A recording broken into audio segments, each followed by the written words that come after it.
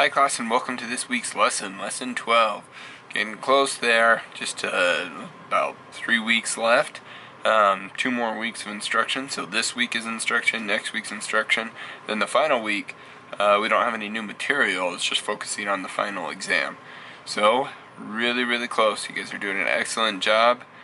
Don't give up now. I know it's starting to get tempting with the warmer weather, the longer days. It's easier to stay out and maybe do stuff, but just buckle down these last couple weeks and you'll be able to do well. We've got a lot of things coming these next few weeks. We've got the book report that's due this week that I'll go over. We've got an exam next week to cover the last few sections of the class, and then the final week we've got our final exam. So 3 really big assignments over these next 2.5 weeks or so. So now's not the time to ease up. Keep pushing forward, doing your best, and you'll do excellent in the class. So I did want to talk mainly today about the book report, and so that is due this Saturday. I do realize that this Saturday and Sunday is general conference, and so what my advice to you is to try and get this done before general conference. I want you to be able just to enjoy the sessions, listening to the prophets and the apostles and all the great speakers that will be speaking in conference. But in order to do that, you need to have your book report done by Friday. You'll just have an easier peace of mind knowing that it's done, you've got it submitted, ready to go. So try to get that done by Friday so you're not worrying about it all weekend and you can just enjoy conference. Now jumping into about the book report. I thought what would be easiest to really review about the book report is just to pull up the rubric. This is on the page, this is on the portfolio page, so you should be able to just see that. But let's just go through this length by. Alright, so looking at the rubric here, we've got the very first line. Now, I had to correct myself a little bit here. It's not in the lesson 12 portfolio thing. You have to click on the link that takes you back to the lesson 1, and that's where you can read this. So, the very first line: 1. Length of paper. 2. Correct grammar.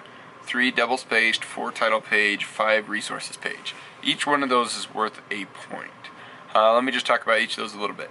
The length of the paper. The length of the paper, and this is the meat of the paper. That should be 2 to 3 pages double spaced. So that is not including your title page, that's not including your resource page. So if you submit a file that's 5 pages long, that's totally fine. If that first page is your title page, and then pages 2, 3, and 4 are the meat of your paper where you're going to go into these 5 concepts that you learned, and then the last page is just a resource page, then that's perfectly fine. You have to have a title page, that's a point. If you don't, I'm going to have to take one off. If you don't have resource page, I'm going to have to ding you there as well. Now on the resource page and the title page, there's no official format for this. This is not an English class, so I'm not going to say, do a resource page in some certain style. I don't even remember most styles. I don't write a whole lot of papers being an engineer and stuff. So, but there's different styles of resource page. It doesn't matter. Just simple bullets with where it came from. Did it come from the book? Did it come from a church talk? Did it come from scripture somewhere? That's all I need to see in that resource page. It's just the idea is when you use a thought that's not your own, you want to make sure that you're giving credit to that author, whoever had thought it. Now, if it's somebody from your book, there's that author. If it was a prophet, that's an author. Where the thought came from, that you want to make sure you give them credit for that. And then the double space, just make sure your report is double spaced. And correct grammar. This one, I'll be 100% honest with you, I'm not going to be super heavy on the correct grammar side. So, if you have a really long run-on sentence, maybe I'll ding you there. But I'm not looking for something that's again, this is not an English class, so I'm not going to be dinging for every little missed comma or things like that. So, so that's the first thing. And I really want to emphasize the length of the paper. So a lot of times we think length of paper means, I got to make sure it's this long. But I also want to emphasize on the other end to make sure that it's not longer than 3 pages of the meat of the paper. And the reason for that is I've got 96 students, so if everybody wrote 1 or 2 extra pages, you can imagine how many extra pages that is that I need to read. So I am going to hold you to those 3 pages, and then besides that, we're asking you to just identify 5 concepts. I really think 3 pages is enough. Sometimes if it starts getting too long, then that's where you start getting a lot more run-on sentences, and your thoughts tend to drift, and you're writing everything you think of. And when you write a report, you don't necessarily want to put down everything that comes to your mind. You want to make sure you're hitting on the key topics.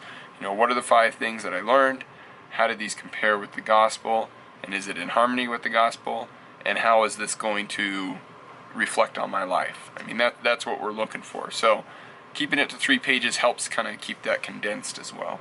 So the next one, I've kind of talked about all of them, but the next one, 5 critical concepts or principles from the book, correctly identified. That's a point each. Make sure you got 5 in there. Each book, concept, and principle has been compared with the gospel to determine whether it is in harmony with the gospel. Again, so of these 5 that you choose, make sure that you're comparing them. If you would like to use quotes from talks or other things that you've read to show how that concept compares with the gospel, whether it's in harmony or against the gospel, that's great. That's a perfect opportunity to use some other resources, and it kind of shows, how it goes with that topic. And then the last one, reflect on how each of the 5 concepts will help you in your personal finances. So I'm looking for, is there something that you've changed now, or you're going to change, or you've learned from this that's going to help you in your life. So that's it. I mean, it's those 4 things. Just that's what I will be grading against as I look at your papers starting next week after you guys have submitted them.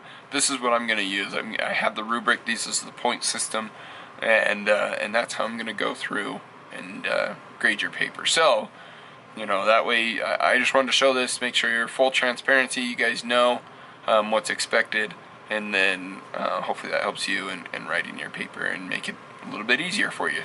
So with that, I hope everybody has a fantastic week.